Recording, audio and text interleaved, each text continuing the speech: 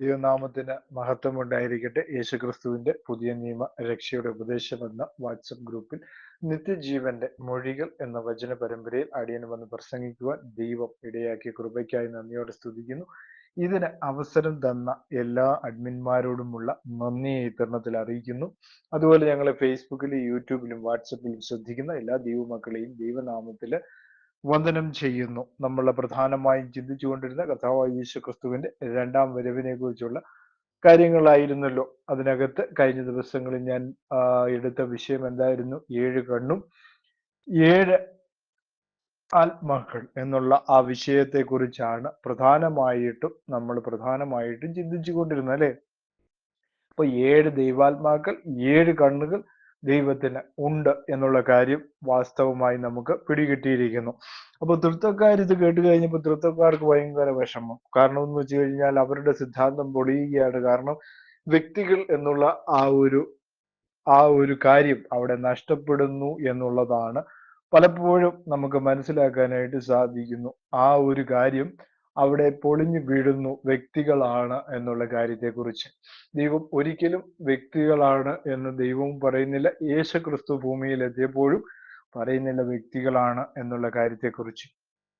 പറയാത്തിടത്തോളം കാലം നമുക്ക് പൗലോസ് അപ്പോസ്തലനെ അനുസരിക്കാതെ നിർവാഹമില്ല എന്നുള്ളതാണ് സത്യം എന്ന് പറയുന്നത്. കാരണം പിതാവായ ഏക ദൈവമേ നമുക്കുള്ളൂ, അല്ലെ? സകലത്തിലും അപ്പോസ്തലനെ അനുകരിക്കണമെന്ന് പറയുന്ന ഇവിടുത്തെ തൃത്വക്കാർ എങ്ങനെ പൗലോസിനെ അംഗീകരിക്കുന്നുണ്ടോ? അവർ അംഗീകരിക്കുന്നില്ല. കാരണം പിതാവായ ഏക ദൈവമല്ല, ഏക കർത്താവ് ഉണ്ടെന്ന് പറയുമ്പോൾ തന്നെ അവർ പറയുന്നു 3 പേർക്ക് ദൈവത്വമുള്ള 3 വ്യക്തികളുണ്ട് എന്ന്. അങ്ങനെ അപ്പോസ്തലന്മാരോ യേശു ക്രിസ്തുവോ പഠിപ്പിച്ചതായി യാതൊരു തെളിവുകളും ഇല്ല. ഇത് പിന്നെ എന്താണ്? തത്വചിന്ത മാത്രമാണ്. വെറും തത്വചിന്തകളും എന്താണ്? കടം കഥകളും, അല്ലെ? മനുഷ്യന്റെ ഉള്ളിൽ തോന്നുന്ന വെറും കഥകൾ മാത്രമാണ്, അല്ലെ? റബ്ബർക്കായെ അങ്ങനെയുള്ള കാര്യങ്ങളൊക്കെ പഴമെടുത്ത് കാണിക്കുക, അങ്ങനെ 3 പേരുണ്ട്, 3 വ്യക്തികളുണ്ട്, അങ്ങനെയുള്ള ഉദാഹരണങ്ങൾ കാണിക്കുന്നത് തൃത്വക്കാരുടെ ഒരു ഭയങ്കരമായ ഒരു പരിപാടിയാണ്. അത് നമുക്ക് മാറ്റി നിർത്താനായിട്ട് സാധിക്കുകയില്ല. അപ്പോ അവൻ വന്നു, സിംഹാസനത്തിൽ ഇരിക്കുന്നവന്റെ വലങ്കയിൽ നിന്ന് പുസ്തകം വാങ്ങിയപ്പോൾ 4 ജീവികളും 24 മൂപ്പന്മാരും ഓരോരുത്തരും വീണയും വിശുദ്ധന്മാരുടെ പ്രാർത്ഥനയും എന്ന ധൂപവർഗവും നിറഞ്ഞ പൊൻ കലശവും പിടിച്ചുകൊണ്ട് കുഞ്ഞാടിന്റെ മുമ്പാകെ നിന്നു എന്ന് അവിടെ രേഖപ്പെടുത്തുന്നു. അപ്പൊ ഇവിടെ യോഹന്നാന്റെ ദർശനമാണ്, ദർശനത്തിലൂടെയാണ് ഇതെല്ലാം കാണുന്നത്, അല്ലെ? ഇപ്പോ ചില ആളുകൾ പറയുന്നു സ്തെഫാനോസ് അവിടെ 2 പേരെ കണ്ടു, അല്ലെങ്കിൽ സ്നാന സമയത്ത് 3 പേരെ കണ്ടു. അങ്ങനെയൊന്നും ദൈവവചനത്തിലില്ല. 3 പേർ അവിടെ നിന്നു എന്നൊന്നും അവിടെ രേഖപ്പെടുത്തിയിട്ടില്ല. എല്ലാം എന്താണ്? ഒരു ഭാവനയിൽ ഊരിത്തിരിയുന്ന കാര്യങ്ങൾ മാത്രമാണ് ഇവയൊക്കെയും. 3 പേരുണ്ടായിരുന്നു എന്ന് പറയുന്നത്, അല്ലെ? ദൈവം ആത്മാവാണെന്ന് വളരെ വ്യക്തമായിട്ട് പറഞ്ഞു. പരിശുദ്ധാത്മാവ് 3ാമത്തെ വ്യക്തിയായി നിൽക്കുന്നു എന്ന് പഠിപ്പിക്കുന്നവരുണ്ട്. അതിന് ഉദാഹരണമായി യേശു ക്രിസ്തു പറഞ്ഞു, എന്റെ നാമത്തിൽ അയപ്പാനുള്ള പരിശുദ്ധാത്മാവ് എന്ന് പറഞ്ഞിട്ടുണ്ട്. അതുപോലെ തന്നെ ഞാനും പിതാവ് ഒന്നാകുന്നു എന്ന് പറഞ്ഞതിന് ഞാൻ എന്റെ പിതാവിന്റെ നാമത്തിൽ വന്നിരിക്കുന്നു എന്ന് പറഞ്ഞിരിക്കുന്നു. അപ്പോ 3 ഒന്ന് തന്നെയാണ് എന്നുള്ള കാര്യം വളരെ വ്യക്തമായ ഒരു കാര്യം തന്നെയാണ്. പിന്നെ നമ്മൾ മനസ്സിലാക്കേണ്ട ഏറ്റവും വലിയൊരു കാര്യം, ദൈവവചനത്തിലില്ലാത്ത കാര്യങ്ങളൊന്നും ഞാനിവിടെ പ്രസ്താവിക്കുന്നില്ല. കഴിഞ്ഞ ദിവസങ്ങളിൽ ചില കമന്റുകളൊക്കെ കേൾക്കാൻ കഴിഞ്ഞു. കാരണം എന്താണ്? ഇവിടെ എന്തൊക്കെയോ ദൈവവചനവുമായി യാതൊരു ബന്ധവുമില്ലാത്ത കാര്യങ്ങളാണ് പ്രസംഗിച്ചു കൊണ്ടിരിക്കുന്നത്. അപ്പൊ തൃത്വക്കാർക്ക് അങ്ങനെ കാലാകാലങ്ങളായി പല വിഷമങ്ങളും വേദനകളും ഉണ്ട്. കാരണം അവരുടെ സിദ്ധാന്തം പൊളിയുമോ എന്നുള്ള വിഷമം അവരെ കാലാകാലങ്ങളായി എന്ത് ചെയ്തുകൊണ്ടിരിക്കുന്നു? അവരെ പിടിച്ചു കുലുക്കിക്കൊണ്ടിരിക്കുകയാണ്. കാരണം അവരുടെ സിദ്ധാന്തം പൊളിഞ്ഞു പോകുമോ എന്നുള്ള കാര്യം. അപ്പോൾ അവരെന്ത് ചെയ്യും? ഇങ്ങനെ കർത്താവായ യേശു ക്രിസ്തുവിനെ സത്യമായി പ്രസംഗിക്കുന്നവരെ എന്ത് ചെയ്യും? അവജ്ഞയോടെ പറയും, ഇത് ഇങ്ങനെ ഒരു സുവിശേഷ ഘോഷണം നടത്തുന്ന, ദൈവവചനവുമായി യാതൊരു ബന്ധവുമില്ലാത്ത വചനദൂഷണം പ്രസംഗിക്കുന്നവരെ നോക്കി അവരെ പറ്റി പറയും, അല്ലെ? പത്രോസിനെയൊക്കെ കണ്ടപ്പോ, ആദ്യം പത്രോസിനെയും യോഹന്നാനെയും ഒക്കെ കണ്ടപ്പോ യഹൂദന്മാർക്ക് അതാണ് തോന്നിയത്, ഒരു പഠിപ്പില്ലാത്തവർ, അല്ലേ? കാരണം ഇപ്പോൾ ഇവർക്കുള്ള ഒരു ചിന്താഗതി എന്ന് പറയുന്നത് തൃത്വക്കാർക്ക് ഇപ്പൊ ഈ യഹൂദന്മാരുടെ ചിന്തയായി, പരീശന്മാരുടെയും സാദൂക്യന്മാരുടെയും ഒക്കെ ഒരു ചിന്തയായി അവർക്ക്. കാരണം പഠിപ്പില്ലാത്തവർ. കാരണം ആദ്യം ചോദിക്കുമ്പോൾ ദൈവം ഏകനാണ്, ഞാൻ ഏക ദൈവത്തിൽ വിശ്വസിക്കുന്നു എന്ന് പറയുമ്പോൾ പറയും, നിങ്ങൾക്കൊക്കെ പഠിപ്പില്ലേ, പഠിപ്പുള്ളവരല്ലേ, എന്നിട്ടാണോ ഇങ്ങനെയൊക്കെ പറയുന്നത് എന്ന് ചോദിക്കാറുണ്ട്. അപ്പോ ഇങ്ങനെ പഠിപ്പിലാണോ ഇതിനകത്ത് കാര്യമെന്ന് പത്രോസ് അപ്പോസ്തലനോട് ചോദിച്ചാൽ പത്രോസ് അപ്പോസ്തലനെ യഹൂദന്മാർ കളിയാക്കുന്നത് കേൾക്കാം. ഇവർ അക്ഷരാഭ്യാസമില്ലാത്തവർ എന്ന് പറഞ്ഞുകൊണ്ട്, അല്ലെ, പഠിപ്പും ജ്ഞാനവും ഇല്ലാത്തവർ എന്ന് പറഞ്ഞുകൊണ്ട് അവരെ പുച്ഛിച്ച് തള്ളുന്ന കാഴ്ച നമുക്ക് അപ്പോസ്തല പ്രവൃത്തികളിൽ വായിക്കുമ്പോൾ നമുക്ക് കാണാം. അതുകൊണ്ട് ഈ കാലങ്ങളിൽ ഇങ്ങനെയുള്ള തൃത്വക്കാരുടെ ഇങ്ങനെയുള്ള ജൽപ്പനങ്ങൾ കേട്ടു നിൽക്കാതെ ദൈവരാജ്യത്തിലേക്കുള്ള യാത്രകളും വഴികളും കൂടുതലായി തിരഞ്ഞെടുക്കുക എന്നുള്ളതാണ് പ്രധാനമായ കാര്യം എന്ന് പറയുന്നത്. അല്ലെ, അതിനിടയിൽ പല കാര്യങ്ങളും വരും.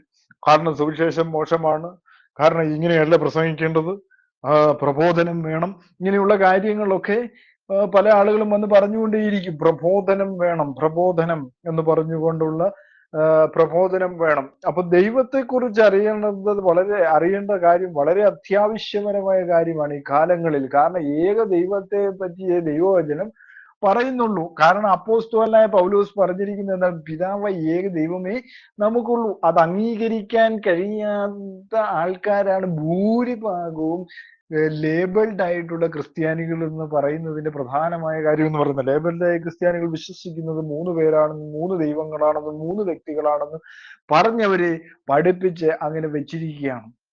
അപ്പോ വളരെ തെറ്റായ പഠനങ്ങളാണ് മുന്നോട്ട് പോകുന്നതെന്ന് പറയുന്നവരെ ഈ കാലങ്ങളിൽ അവജ്ഞയോടെ ചിന്തിക്കുന്ന, അവജ്ഞയോടെ കളിയാക്കി പുച്ഛിക്കുന്ന ഒരു ലോകമാണ് ഇന്ന് നമ്മുടെ ഇടയിൽ, നമ്മുടെ സമൂഹത്തിലുള്ളത് എന്നുള്ള കാര്യം വളരെ വ്യക്തമായ ഒരു സത്യമാണ്. അപ്പൊ ഞാൻ അധികം ദീർഘിപ്പിക്കുന്നില്ല, നമ്മുടെ വാക്യത്തിലേക്ക് ഞാൻ കടന്നു പോവുകയാണ്. അവിടെ എഴുതിയിരിക്കുകയാണ്, 24 മൂപ്പന്മാരും ഓരോരുത്തരും വീണയും വിശുദ്ധന്മാരുടെ പ്രാർത്ഥന എന്ന ധൂപവർഗവും നിറഞ്ഞ പൊൻകലശവും പിടിച്ചുകൊണ്ട് കുഞ്ഞാടിന്റെ മുമ്പാകെ വീണു എന്ന് അവിടെ പറയുകയാണ്. അപ്പൊ 24 മൂപ്പന്മാരിൽ ഓരോരുത്തൻ വീണയും, അല്ലേ, വീണ. വെളിപ്പാട് പുസ്തകം 14:2 നമ്മൾ വായിക്കുന്നത് ഇങ്ങനെയാണ്. വെളിപ്പാട് പുസ്തകം 14-ാം അധ്യായം അതിന്റെ 2-ാമത്തെ വാക്യം. പെരുവെള്ളത്തിന്റെ ഇരച്ചിൽ പോലെയും വലിയ ഒരു ഇടിമുഴക്കം പോലെയും സ്വർഗത്തിൽ ഒരു ഘോഷം കേട്ടു. ഞാൻ കേട്ട ഘോഷം വൈകണ്യന്മാർ വീണ മീട്ടുന്നത് പോലെ ആയിരുന്നു. 15:2 വായിക്കുന്നു, തീ കലർന്ന പളുങ്ക് കടൽ പോലെ ഒന്നും മൃഗത്തോടും അതിന്റെ പ്രതിമയോടും പേരിന്റെ സംഖ്യയോടും ജയിച്ചവർ ദൈവത്തിന്റെ വീണകൾ പിടിച്ചുകൊണ്ട് പളുങ്ക് കടലിനരികെ നിൽക്കുന്നതും ഞാൻ കണ്ടു എന്ന് യോഹന്നാൻ പറയുകയാണ്. യോഹന്നാൻ തന്റെ ദർശനത്തിൽ എല്ലാം കാണുകയാണ്. നമ്മുടെ വീണ്ടെടുപ്പിന്റെ കാഴ്ചകൾ, നമ്മെ ദൈവം വീണ്ടെടുത്തു എന്നുള്ള ആ കാഴ്ചയെ കാരണം എവിടെയാണ്? മൃഗത്തെയും അതിന്റെ പ്രതിമയുടെ പേരിന്റെ സംഖ്യയോട് ജയിച്ചവർ. അവിടെ ജയിച്ചവരെ കുറിച്ചാ പറഞ്ഞത്, തോറ്റവരെ കുറിച്ച് അവിടെ പറയുന്നില്ല. ജയിക്കണം. ദൈവവചനം എടുത്ത കർത്താവായ യേശു ക്രിസ്തുവിന് വേണ്ടി നിൽക്കുന്നവർ, യേശു ക്രിസ്തുവിന്റെ നാമം ധരിച്ചിരിക്കുന്ന നമ്മൾ എന്ത് ചെയ്യണം? ജയിക്കുന്നവരാകണം. അതൊരു പ്രത്യാശയോടെ അതിൽ ജീവിക്കേണ്ടവരാണ് എന്നുള്ള കാര്യം അവിടെ വളരെ വ്യക്തമായി രേഖപ്പെടുത്തിയിരിക്കുന്നു. തീ കലർന്ന് പളുങ്ക് കടൽ പോലെ ഒന്നും മൃഗത്തോടും അതിന്റെ പ്രതിമയോടും പേരിന്റെ സംഖ്യയോടും ജയിച്ചവർ ദൈവത്തിന്റെ വീണകൾ പിടിച്ചുകൊണ്ട് പളുങ്ക് കടലിന് അരികെ നിൽക്കുന്നതും ഞാൻ കണ്ടു എന്ന് വളരെ വ്യക്തമായി ദൈവവചനം വളരെ ശക്തിയോടെ അവിടെ പറയുന്നത് നമുക്ക് കാണാൻ കഴിയുന്നു. അപ്പൊ എന്താണ് വീണ എന്നുള്ള കാര്യത്തെക്കുറിച്ചല്ലേ ഓരോരുത്തരും വീണയിട്ടാണ്. ജയിച്ചവര് മാത്രമേ വീണകൾ എന്ത് ചെയ്യത്തുള്ളൂ? വീണയും പിടിച്ചുകൊണ്ട് പളുങ്ക് കടലിനരികെ നിൽക്കുന്നത് ഞാൻ കണ്ടു. ആ കൂട്ടത്തിൽ നിങ്ങൾ ഉണ്ടോ? എന്നെ കേൾക്കുന്ന പ്രിയ സഹോദരങ്ങളെ, നിങ്ങൾ ആ കൂട്ടത്തിൽ ഉള്ളവരാണോ? മൃഗത്തെ ജയിച്ച്, അല്ലേ, തീ കലർന്ന് മൃഗത്തോടും അതിന്റെ പ്രതിമയോടും പേരിന്റെ സംഖ്യയോടും ജയിച്ചവർ ദൈവത്തിന്റെ വീണകളും പിടിച്ചുകൊണ്ട് പളുങ്കുകടലിനടുത്ത് നിൽക്കുന്നു. അപ്പം ആദ്യം തൊട്ടേ ഞാൻ പറഞ്ഞു ജയിക്കണം. കാരണം ഈ ലോകത്തിലെ ദുഷ്ടചിന്തകളിൽ നിന്ന് വിട്ട് ഏക സത്യ ദൈവത്തെ അനുസരിക്കുന്നവർക്കാണ്, ആ കൂട്ടത്തിൽ പെടുന്നവരാണ് ജയിച്ചവർ. കർത്താവായ യേശു ക്രിസ്തുവിന്റെ നാമം ധരിച്ചവർ, അവരാണ് ജയിച്ചവർ, ജയാളികളായിരിക്കുന്നവർ എന്നുള്ള കാര്യം മറന്നു പോകരുത്. അടുത്ത പറഞ്ഞിരിക്കുകയാണ് വിശുദ്ധന്മാരുടെ പ്രാർത്ഥന. വളരെ ശ്രദ്ധിക്കണം. വിശുദ്ധന്മാരുടെ പ്രാർത്ഥന, ദൈവജനത്തിന്റെ പ്രാർത്ഥന ദൈവത്തിന്റെ സൗരഭ്യവാസനയാണ്.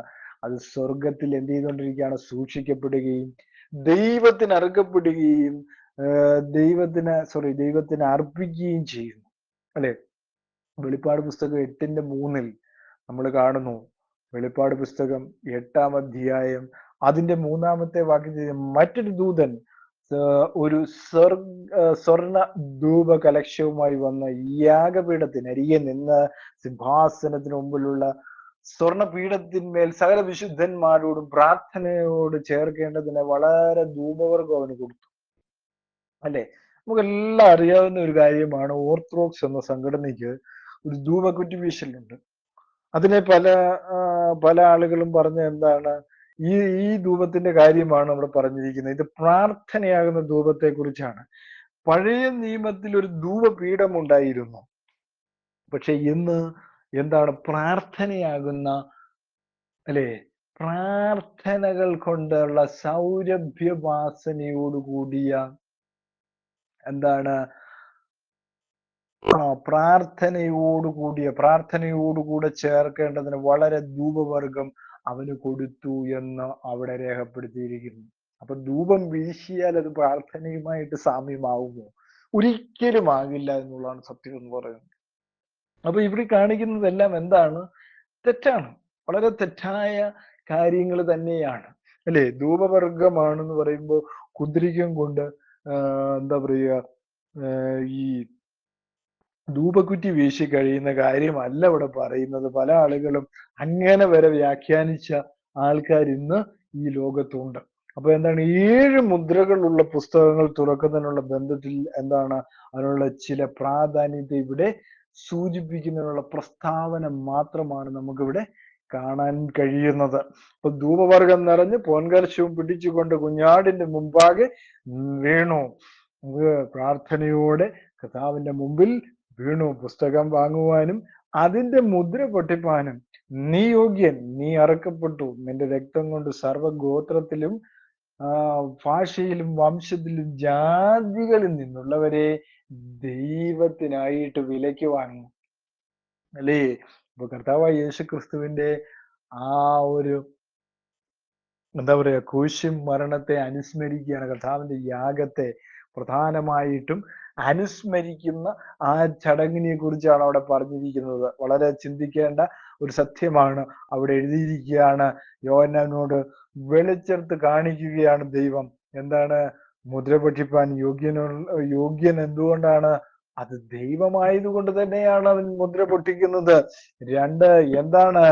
അവൻ അറക്കപ്പെട്ടു. വളരെ ചിന്തിക്കണം. അറക്കപ്പെട്ടു.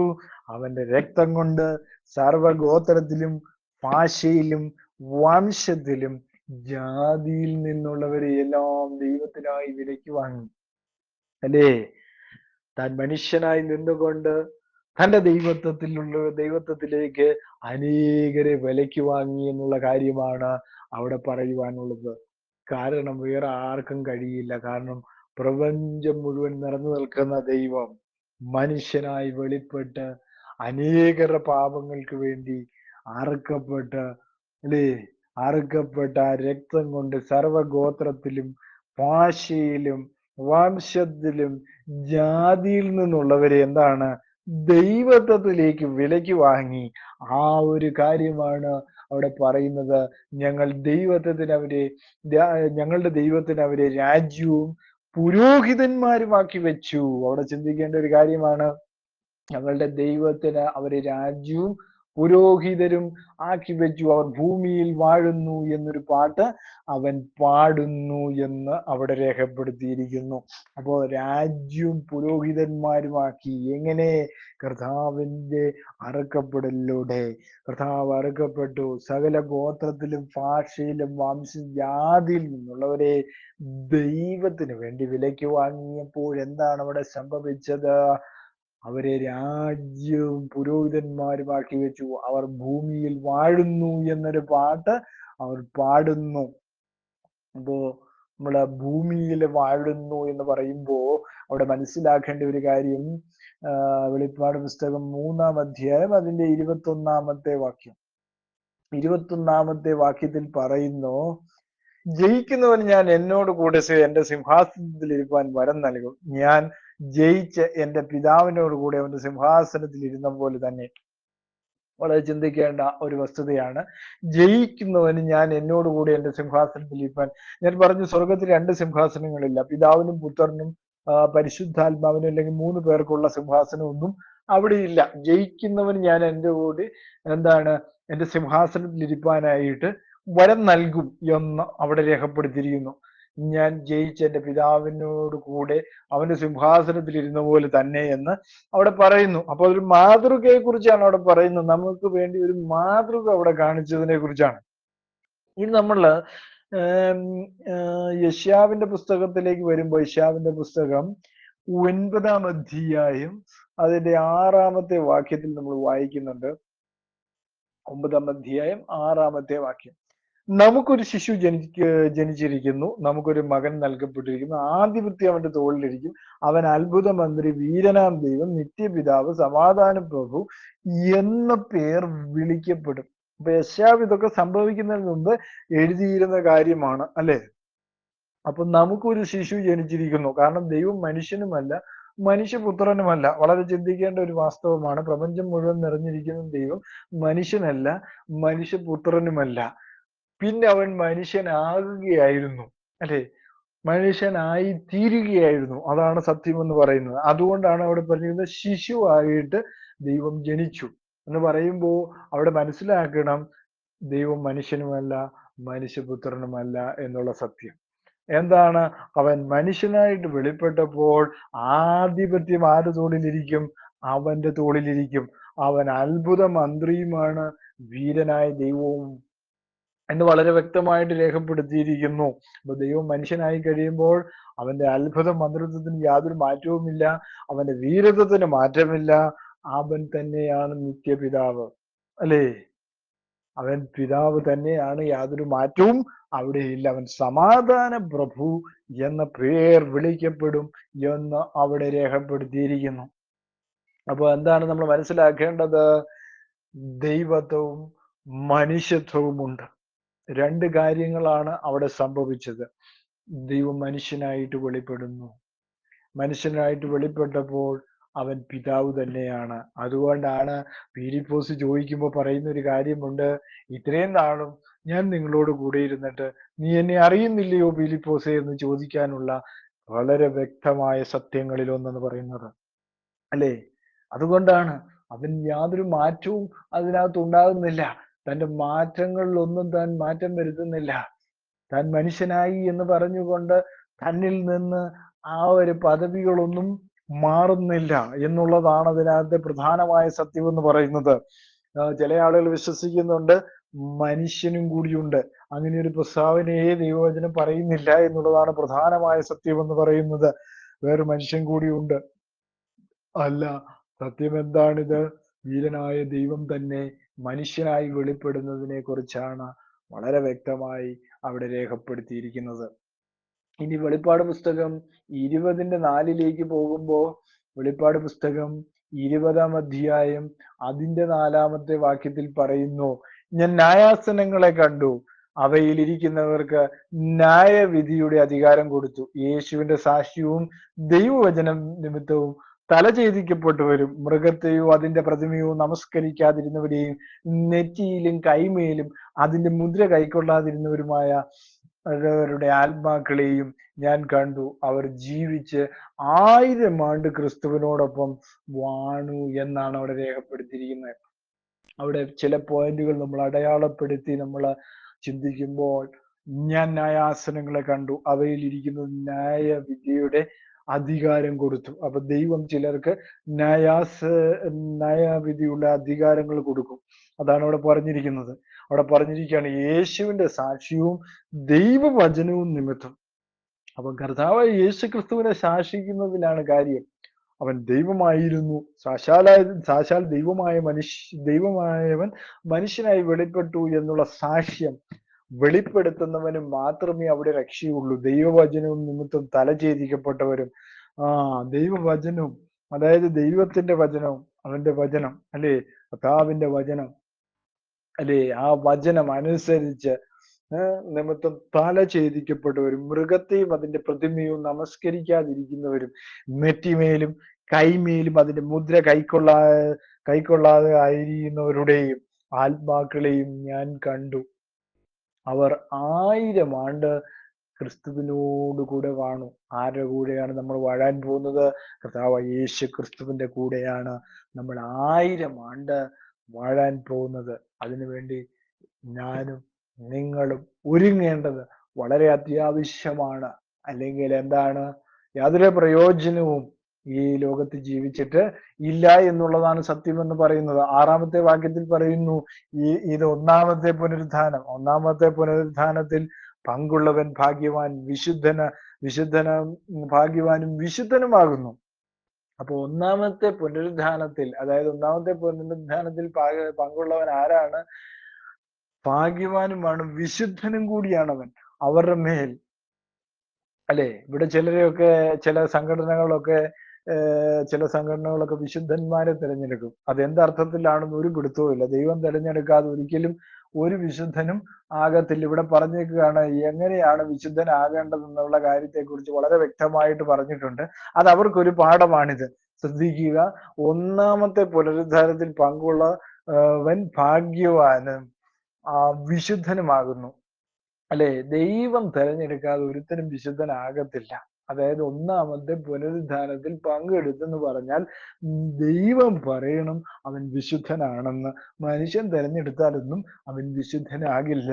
അതാണ് അതിനകത്ത് മനസ്സിലാക്കേണ്ട ഏറ്റവും വലിയൊരു സത്യം എന്ന് പറയുന്നത്.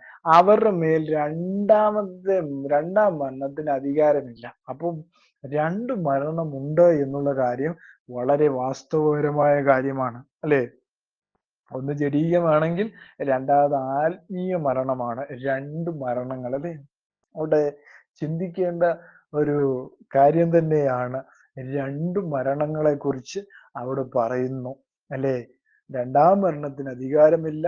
അവർ ദൈവത്തിനും ക്രിസ്തുവിനും പുരോഹിതന്മാരെ ക്രിസ്തുവിനോടുകൂടി 1000 ആണ്ട് വാഴും. ഇത് കേൾക്കുമ്പോൾ പല ആളുകളും ചിന്തിക്കുന്നു ദൈവവുമുണ്ട് ക്രിസ്തുവുമുണ്ട്, 2 പേരാണ് അവിടെ നിൽക്കുന്നെന്നുള്ളതാണ് ചിന്താഗതിയിൽ വരുന്ന ഏറ്റവും വലിയ തെറ്റായ പഠനമെന്ന് പറയുന്നത്. അപ്പൊ ദൈവത്തിനും ക്രിസ്തുവിനും പുരോഹിതന്മാരെ ക്രിസ്തുവിനോടുകൂടി 1000 ആണ്ട് വാഴും എന്ന് പറയുമ്പോൾ അത് ദൈവത്തിന്റെ ജഡത്തിലുള്ള വെളിപ്പാടിനെയാണ് അത് കാണിക്കുന്നത്. അതിലാണ് നമ്മൾ വിശ്വസിക്കേണ്ടത്. പുരോഹിതനായ ക്രിസ്തുവിനോട് കൂടി എന്താണ് 1000 ആണ്ട് വാഴും എന്ന് വളരെ വ്യക്തമായിട്ട് അവിടെ രേഖപ്പെടുത്തിയിരിക്കുന്നു. 2-ാമത്തെ വ്യക്തിയുടെ കൂടെ അല്ല. അല്ലേ, ചിന്തിക്കണം. ഇനി 2 തിമോത്തിയോസ് 2:12 വരുമ്പോ 2:12 നമ്മൾ വായിക്കുന്നു, നാം തള്ളിപ്പറയുമെങ്കിൽ അവൻ നമ്മയും തള്ളിപ്പറയും. വളരെ ചിന്തിക്കേണ്ട ഒരു കാര്യമാണ്. നാം കർത്താവിനെ തള്ളിപ്പറയുമ്പോൾ എന്താണ്, കർത്താവ് നമ്മെ തള്ളിപ്പറയുവാനുള്ള സാധ്യതയുണ്ട് എന്നാണ് അവിടെ പറയുന്നത്. ഇനി മത്തായിയുടെ സുവിശേഷം 19:28 നമ്മൾ വായിക്കുന്നു. 19:28 വായിക്കുകയാണ്. 28-ാമത്തെ വാക്യത്തിൽ വായിക്കുന്നു, യേശു അവരോട് പറഞ്ഞു, എന്നെ അനുഗമിച്ചിരിക്കുന്ന നിങ്ങൾ പുനർജനനത്തിന്റെ മനുഷ്യപുത്രൻ തന്റെ മഹത്വത്തിൽ സിംഹാസനത്തിൽ ഇരിക്കുമ്പോൾ നിങ്ങളും 12 സിംഹാസനത്തിൽ ഇരുന്ന ഇസ്രായേൽ ഗോത്രം 12നെയും ന്യായം വിധിക്കും എന്ന് ഞാൻ സത്യമായിട്ട് നിങ്ങളോട് പറയുന്നു. അപ്പൊ അങ്ങനെ ഒരു പ്രൊവിഷൻ കൊടുക്കുമെന്നാണ് അവിടെ പറയുന്നത്. അങ്ങനെ ഒരു അധികാരം മനുഷ്യന് കൊടുക്കാനുള്ള സാധ്യത. യേശു അവരോട് പറഞ്ഞു, എന്നെ അനുഗമിച്ചിരിക്കുന്ന നിങ്ങൾ പുനർജന്മത്തിന്റെ മനുഷ്യപുത്രൻ തന്റെ മഹത്വത്തിൽ സിംഹാസനത്തിൽ ഇരിക്കുമ്പോൾ നിങ്ങളും 12 സിംഹാസനത്തിലിരുന്ന് ഇസ്രായേൽ ഗോത്രം 12നെയും ന്യായം വിധിക്കുമെന്ന് ഞാൻ സത്യമായിട്ടും നിങ്ങളോട് പറയുന്നു എന്നാണ് കർത്താവ് യേശു ക്രിസ്തു പറയുന്നത്. ഇനി ലൂക്കോസിന്റെ സുവിശേഷത്തിലേക്ക് വരുമ്പോ, ലൂക്കോസിന്റെ സുവിശേഷം 22-ാം അധ്യായം 29 മുതൽ 30 വരെയുള്ള വാക്യങ്ങളിൽ പറയുന്നു, എന്റെ പിതാവ് എനിക്ക് രാജ്യം നിയമിച്ചു തന്നതുപോലെ ഞാനും നിങ്ങൾക്ക് നിയമിച്ചു തരുന്നു. അല്ലെ?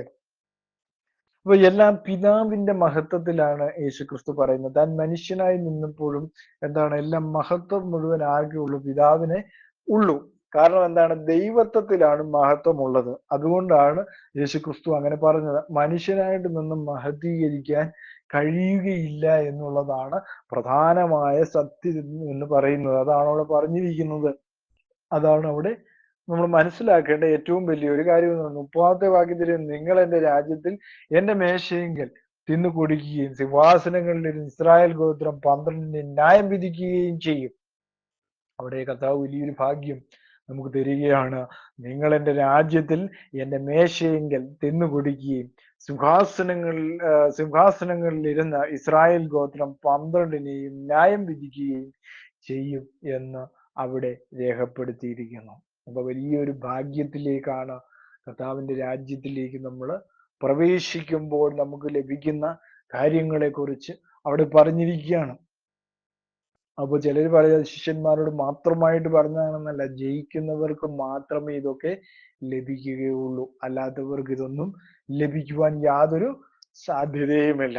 അതുകൊണ്ടാണ് ആദ്യം മുതലേ വെളിപ്പാട് പുസ്തകം എഴുതുമ്പോൾ എഴുതിയിരുന്ന ചെവിയുള്ളവൻ കേൾക്കട്ടെ, അല്ലാത്തവർ എന്ത് ചെയ്യട്ടെ, ഉറങ്ങട്ടെ എന്ന് പറയുന്നത് പോലെ എന്താണ്, ചെവിയുള്ളവൻ ഇത് കേട്ടാ മതി, അല്ലാത്തവർ കേൾക്കണ്ട എന്നുള്ളതാണ് അവിടെ മനസ്സിലാക്കേണ്ട രണ്ടാമത്തെ കാര്യം എന്ന് പറയുന്നത്. ഇനി നമ്മൾ അടുത്ത് ചിന്തിക്കാനായിട്ട് പോകുന്നത് എന്താണ്, അവിടെ അറുക്കപ്പെട്ടു എന്ന് പറയുമ്പോൾ തന്നെ കുഞ്ഞാട് ശക്തിയും ധനവും ജ്ഞാനവും ബലവും ബഹുമാനവും മഹത്വവും സ്തോത്രവും ലഭിക്കാൻ യോഗ്യൻ എന്ന് പറഞ്ഞു. അപ്പൊ യോഗ്യൻ എന്ന് പറഞ്ഞു. അപ്പൊ അവിടെ ചിന്തിക്കേണ്ട ഒരു കാര്യം, ദൈവം മനുഷ്യനല്ല, മനുഷ്യപുത്രനുമല്ല.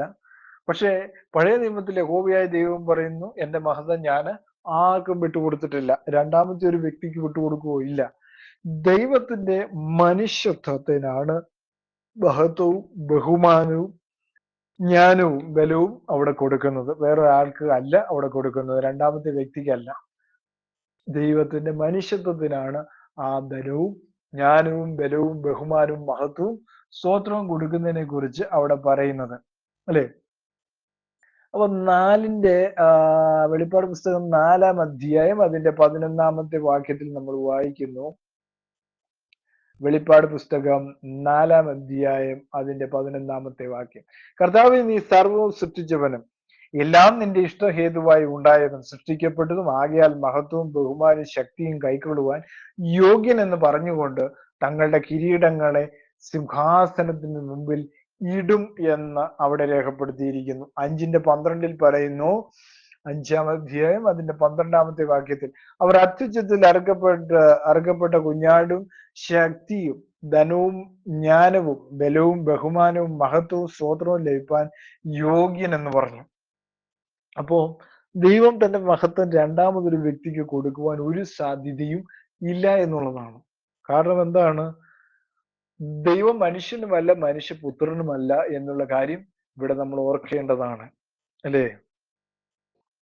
ദൈവം മനുഷ്യനുമല്ല മനുഷ്യപുത്രനുമല്ല. മനുഷ്യനായി വെളിപ്പെടുമ്പോൾ തനിക്ക് മുഴുവൻ മഹത്വവും മനുഷ്യനായി നിന്നുകൊണ്ടുള്ള മഹത്വത്തെ കുറിച്ചാണ് അവിടെ രേഖപ്പെടുത്തിയിരിക്കുന്നത്. വളരെ വ്യക്തമായിട്ട് അതിൽ നമുക്ക് മനസ്സിലാക്കുവാനായിട്ട് സാധിക്കുന്നു എന്നുള്ളതാണ്. അല്ലേ? ദൈവത്തെ പോലെ തന്നെ ദൈവം എന്ന് പറയുമ്പോൾ തന്നെ ചിലർ പറയുന്ന ഒരു ദൈവത്തെ പോലെ തന്നെ യേശുവും ഇവയ്ക്കെല്ലാം യോഗ്യനാണ് എന്ന് പറയുന്നത് തെറ്റാണ്. രണ്ടുപേരില്ല എന്നുള്ള കാര്യം നമ്മൾ ആദ്യം തന്നെ ചിന്തിച്ചു എന്നുള്ളതാണ്. അല്ലെ? യോഹന്നാൻ 5:23 പറയുന്നു, യോഹന്നാന്റെ സുവിശേഷം 5-ാം അധ്യായം 23-ാമത്തെ വാക്യത്തിൽ പറയുകയാണ്. 23-ാമത്തെ വാക്യത്തിൽ പറയുന്നു, പുത്രനെ ബഹുമാനിക്കാത്തവൻ അവനെ അയച്ച പിതാവിനെയും ബഹുമാനിക്കുന്നില്ല. അപ്പൊ അതിന്റെ അർത്ഥം എന്താണ് എന്ന് നമ്മൾ മനസ്സിലാക്കണം. കാരണം ഏക വഴി എന്ന് പറയുന്നത്, ദൈവത്തിലേക്കുള്ള ഏക വഴി എന്ന് പറയുന്നത് അവന്റെ മനുഷ്യ വെളിപ്പെടലാണ്. അതിലൂടെ അല്ലാതെ ആർക്കും എന്ത് ചെയ്യാൻ പറ്റത്തില്ല, പിതാവിനെ കാണാൻ പോലും ഒക്കത്തില്ല. പിതാവിന്റെ അടുക്കൽ ചെല്ലാൻ പോലും, അതായത് ദൈവത്തിന്റെ അടുക്കലേക്ക് ചെല്ലണമെങ്കിൽ തന്നെ അവന്റെ മനുഷ്യ വെളിപ്പാടാകുന്ന ക്രിസ്തുവിനെ അനുഗമിക്കണം. ക്രിസ്തുവിനെ അനുഗമിക്കുന്നവർക്ക് മാത്രമേ മനുഷ്യ വെളിപ്പാട്, അതായത് ദൈവത്തിന്റെ മനുഷ്യ വെളിപ്പാടായ ക്രിസ്തുവിനെ അനുഗമിക്കുന്നവർക്ക് മാത്രമേ എന്ത് ചെയ്യാൻ പറ്റത്തുള്ളൂ, പിതാവിന്റെ അടുക്കലേക്ക് ചെല്ലാൻ പറ്റുകയുള്ളൂ.